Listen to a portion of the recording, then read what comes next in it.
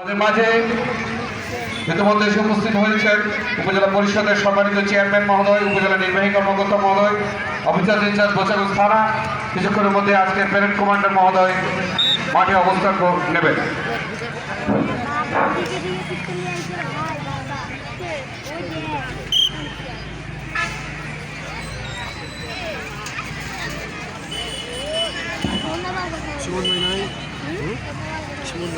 সুমন ভাই